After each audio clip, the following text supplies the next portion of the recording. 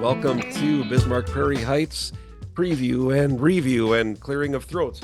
Excuse me. Carl and Jim back at it. How are you doing today, sir? I'm doing great. Thank you very much, Jim. We are both commiserating about the snow. It's Tuesday, the 27th of February, which we shouldn't be surprised that there's snow this time of year. No, but coming from a day when it was 61 yesterday in Fargo, I don't know what you guys have, but it was 61. I was working in a t-shirt, and I don't know, 3 o'clock, 3:30 in the morning, I started hearing the wind, so I looked out the window, and I assume I saw snow. And lo and behold, I did. Yeah, I woke up to snow, blowing Same snow. here. We're hoping that it melts within the next few days as the temperature climbs up again. But spring is around the corner. We've been promised, and we'll stick to it. We had fantastic technological advantages this last Sunday, where we were able to get you connected. We were able to see the service. It was a great message. I hope that continues as we've been doing. And I know we're talking about characters, so I want to get to the substance of it also. But just another kudos out to the team that's working on technology on your end at the church here. It's awesome that we're able to do this. You know, if you think about a decade ago, we wouldn't have been anywhere close to being able to do something like this. Yeah, it's amazing. And I truly appreciate their knowledge and their willingness to give of their time to make this work, and not just work either. I mean, I know the guys and gals on your end and on this end, they're not just making it work. They're constantly tweaking, constantly thinking, how do we make it better? How do we make it, a better experience? And that's awesome. And it's another one of those instances that it takes the whole community to keep us moving forward, and it's been an awesome experience. So we talked about Nicodemus last week, the wee little man. That was the kiss 2 weeks ago. That was 2 weeks ago. Oh, my bad. Well, now I'm embarrassed because I was there. I promise. I listened a little bit. I saw you. I saw you there. So we're guy. Yes. Yep. And we're continuing this week with Isaac. You said. Yep. We're going to look at one specific.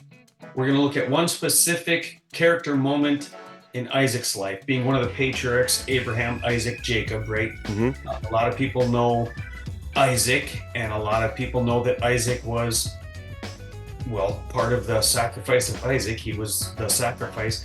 And I want to look at one of the characteristics of his character. And I guess it's not like I'm giving away any secrets if you do, and I would... Spoiler alert. Yeah. Right. Spoiler alert. He lives. Genesis 22, if people want to read ahead for this Sunday, Genesis 22. So we're going Old Testament. And what's really, really cool about this particular section of scripture is it's also talked about in Hebrews. We kind of get into the mindset of Abraham because of Hebrews. So we know where Abraham is, but we also, in reading and knowing how to interpret, right, we also get into Isaac's mindset, which is very, very rarely talked about. He's usually just kind of the element of sacrifice, the lamb, if you will. And what's really neat is all the parallels or foreshadowing, a little bit of both, to the sacrifice of Isaac, paralleling and foreshadowing the sacrifice of Jesus. Yeah. And I know that that's talked about a whole lot. We're gonna look at that. We're gonna look at his willingness to be sacrificed, and just what all that means. It's amazing stuff when you just take some time. And like we were talking about prior, if you're just reading to read, you're maybe gonna blow past some of this stuff, but there's certain words in there that are real telling as to their hearts and where their mindset was, and just what's really, really important to God, I think, is what we're going to take from this. So I'm really excited to be with you guys in person. And we have communion this week, so we'll be able to do all of that together, which I think is an important part of what we do as a family. On that note, you talked about so we're talking about characters, and One of the things that you've mentioned a little bit, and I wanted to touch base on it here while we're doing this preview. Sure. You mentioned that if there are people out there that are reading through the book and have questions and maybe kind of latch onto a character themselves, Yeah. maybe they'd want to talk with you about giving that information themselves or being part of preparation with you. Am I getting that right? Is that a good You way are. to put it? Yeah. Yeah. Yeah. You're right. You're right on. So what I want to encourage people to do, first of all, as a pastor, I want to encourage people to read their Bible, and I know people do. I Mhm. want to also encourage people as questions are raised.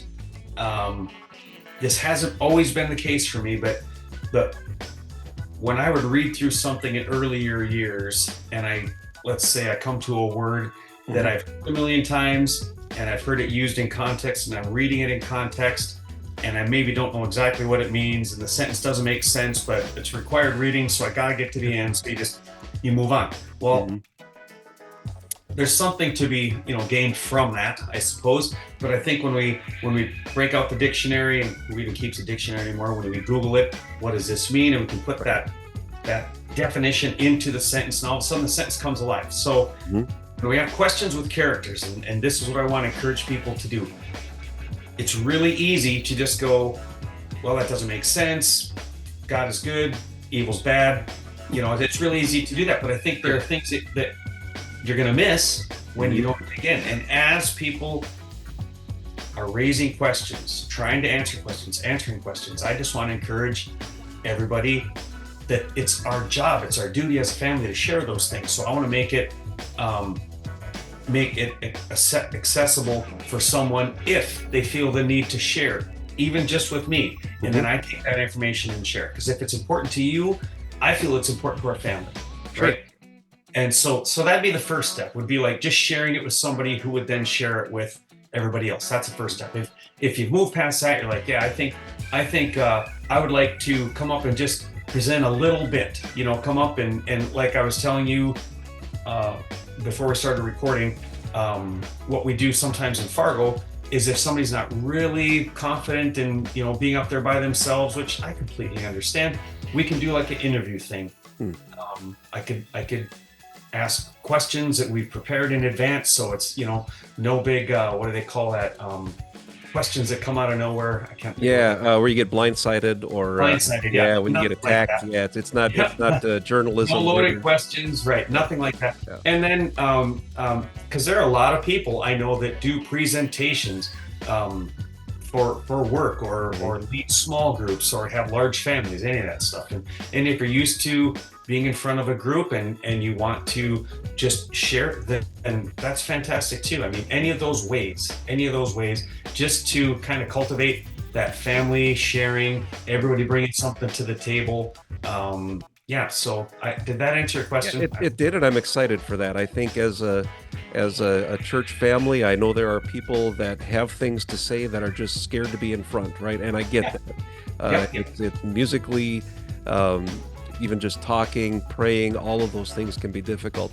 That's one of the areas that I've struggled with is overcoming singing into a microphone. That's not a natural thing for me, so I work on that.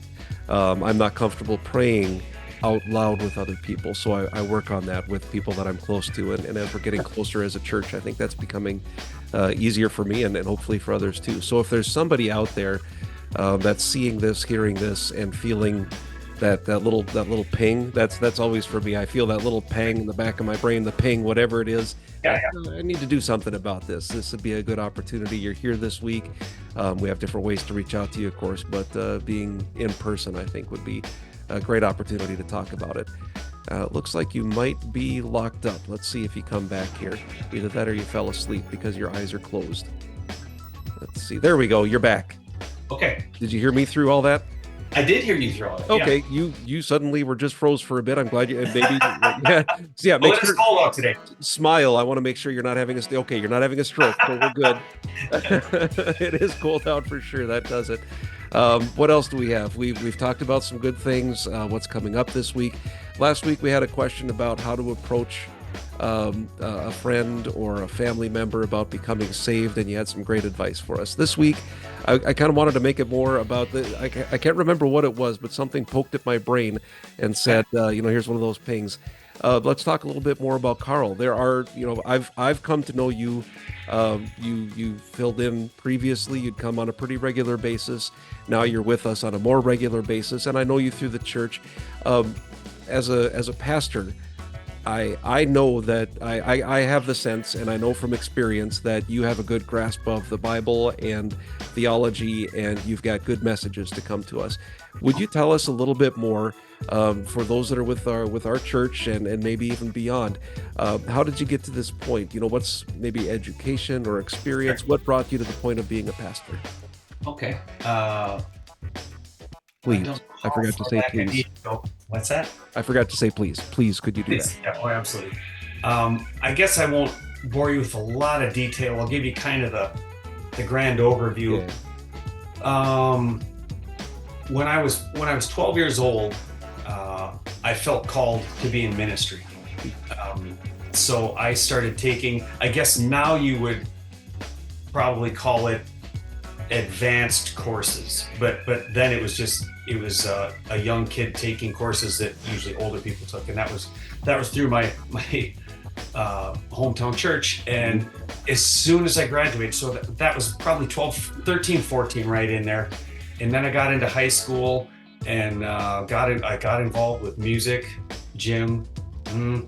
So I was very involved with bands, as in concert bands and pep bands, but also just in love with the idea of being in bands. So unfortunately, or I guess you could maybe even say fortunately, I don't know, when I got to college,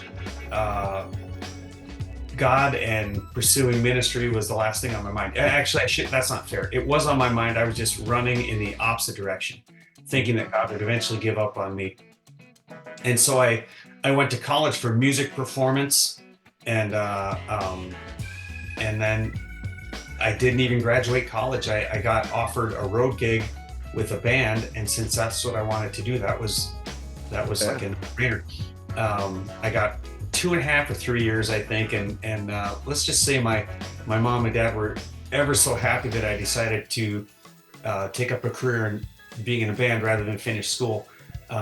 We don't talk about it much, but so that was most of my 20s. Was that, and into my 30s. And there's some great stories, there's some great learning experiences, some things I never need to do again, and some things I'd love to do again, but for the most part, God allowed me to start cultivating this ability to connect with people, all kinds of people, all kinds of situations, and doing it fast. And so I'm really, really grateful for that. And so I did go back to school, and every time I go back to school, some band would come along, and I would then quit school again and go out until, and I should have written some notes down. I think I was probably 38, 39. Well, no, I can tell you exactly. It was 2000, so that would be 23 years ago. So I was, what was that, 43? Boy, you're doing math and everything now. That's yeah. No, I'm sorry, 33. I'll do accurate math. 33. 66. 33. Great. And we started going to this church, a small church in town here, Prairie Heights, Fargo, Prairie Heights Community Church, and I became involved in the band, playing in the band, and then not too long after became the worship leader. And when I became more involved in leading that team, even though it was like a band, very similar to a band, and we were a band, but I guess I don't want to make this too long, but I started taking these classes called Minister and Training classes, MIT classes, and they're given through the Nazarene denomination. And so I was able to apply all my previous schooling, and when I say all, not all, a lot of credits transferred, we'll say. And so I actually continue taking MIT classes. I love them.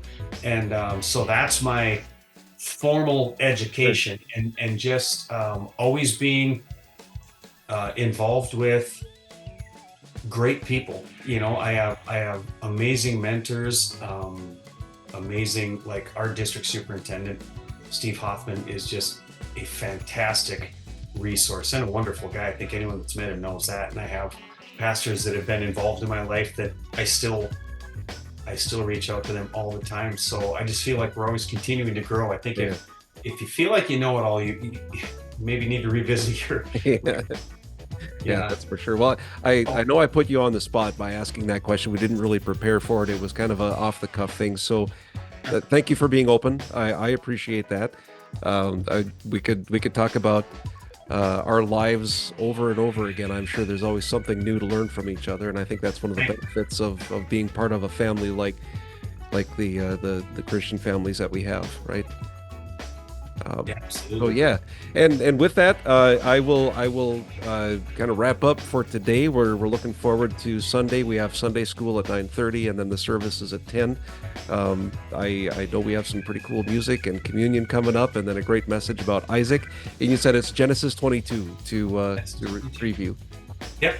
Perfect. Well, stay safe. Don't slip on the ice, please, everybody. And we'll see you on Sunday. Take care.